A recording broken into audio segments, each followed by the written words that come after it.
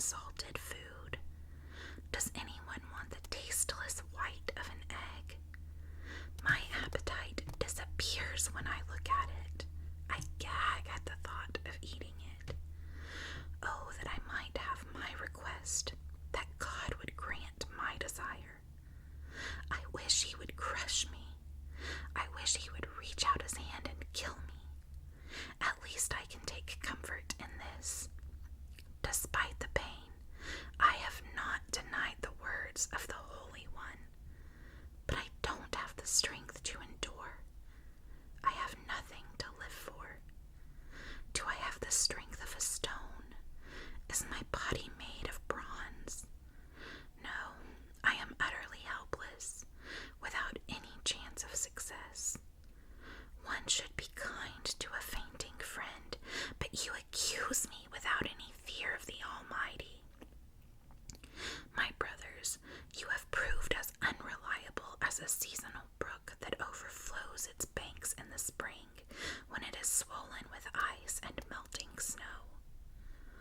But when the hot weather arrives, the water disappears. The brook vanishes in the heat. The caravans turn aside to be refreshed, but there is nothing to drink, so they die. The caravans from Tamar search for this water. The travelers from Sheba hope to find it. They count on it, but are disappointed. When they arrive, their hopes are dashed. You, too, have given no help. You have seen my calamity, and you are afraid. But why? Have I ever asked you for a gift? Have I begged for anything of yours for myself? Have I asked you to rescue me from my enemies, or to save me from ruthless people? Teach me, and I will keep quiet. Show me what I have done wrong. Honest words can be painful. But what do your criticisms amount to? Do you think your words are convincing when you disregard my cry of desperation? You would even send an orphan into slavery or sell a friend. Look at me. Would I lie to your face? Stop assuming my guilt, for I have done no wrong. Do you think I am lying?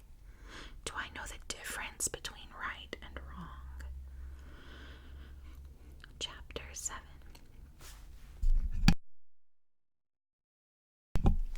Chapter 7. Is not all human life a struggle? Our lives are like that of a hired hand, like a worker who longs for the shade, like a servant waiting to be paid. I too have been assigned months of futility, long and weary nights of misery. Lying in bed, I think, when will it be morning? But the night drags on and I toss till dawn. My body is covered with maggots and scabs. My skin breaks open, oozing with pus. Job cries out to God. My days fly faster than a weaver's shuttle. They end without hope. Oh God, remember that my life is but a breath, and I will never feel happiness again. You see me now, but not for long. You will look for me, but I will be gone. Just as a cloud dissipates and vanishes, those who die will not come back. They are gone forever from their home, never to be seen again. I cannot keep from speaking. I must express my anguish. My bitter soul must complain. Am I a sea monster or a dragon that you must place me under guard? I think my bed will comfort me, and sleep will ease my misery. But then you shatter me with dreams and terrify me with visions. I would rather be strangled, rather die than suffer like this. I hate my life, and I don't want to go on living. Oh, leave me alone for my few remaining days. What are people that you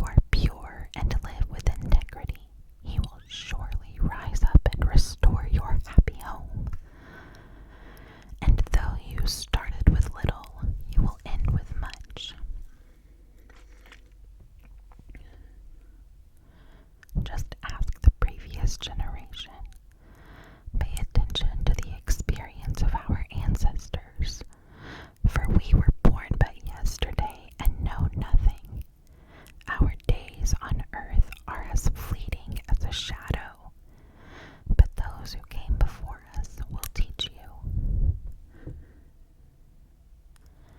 They will teach you the wisdom of old.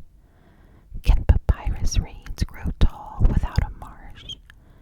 Can marsh grass flourish without water? While they are still flowering, not ready to be cut, they begin to wither more quickly than grass. The same happens to all who forget God. The hopes of the godless evaporate. Their confidence hangs by a thread. They are leaning on a spider's web.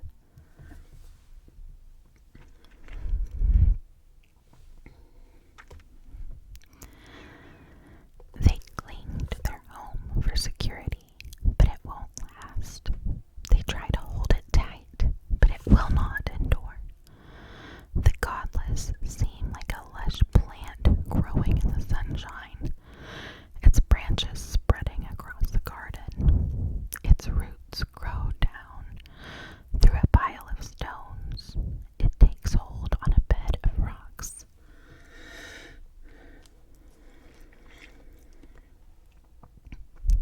But when it is uprooted, it's as though it never existed. That's the end of its life, and others spring up from the earth to replace it. But look, God will not reject a person of integrity, nor will he lend a hand to the wicked. He will once again fill your mouth with laughter and your lips with shouts of joy. Those who hate you will be clothed with shame, and the home of the wicked will be destroyed. Chapter 9. Then Job spoke again. Yes, I know all this is true in principle, but how can a person be declared innocent in God's sight? If someone wanted to take God to court, would it be possible to answer him even once in 1,000 times? For God is so wise and so mighty, who has ever challenged him successfully? Without warning, he moves the mountains, overturning them in his anger. He shakes the earth from its place, and its foundations tremble. If he commands it, the sun won't rise, and the stars won't shine. He alone has spread out the heavens and marches on the waves of the sea. He made all the stars, the Bear and Orion, the Pleiades, and the constellations of the southern sky. He does great things too marvelous to understand. He performs countless miracles. Yet when he comes near, I cannot see him. When he moves by, I do not see him go. If he snatches someone in death, who can stop him? Who dares to ask, "What are you doing?" And God does not restrain his anger. Even the monsters of the sea are crushed beneath his feet. So who am I that I should try to answer God or even reason with him? Even if I were right, I would have no defense. I could only plead for mercy. And even if I summoned him and he responded, I'm not sure he would listen to me, for he attacks me with a storm and repeatedly wounds me without cause. He will not let me catch my breath, but fills me instead with bitter sorrows. If it's a question of strength, he's the strong one. If it's a matter of justice, who dares to summon him to court? Though I am innocent, my own mouth would pronounce me guilty. Though I am blameless, it would prove me wicked. I am innocent, but it makes no difference to me. I despise my life. Innocent or wicked, it is all the same to God.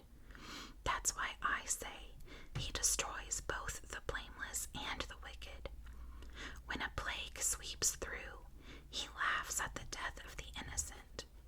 The whole earth is in the hands hands of the wicked, and God blinds the eyes of the judges. If he's not the one who does it, who is? My life passes more swiftly than a runner. It flees away without a glimpse of happiness. It disappears like a swift papyrus boat, like an eagle swooping down on its prey. If I decided to forget my complaints, to put away my sad face and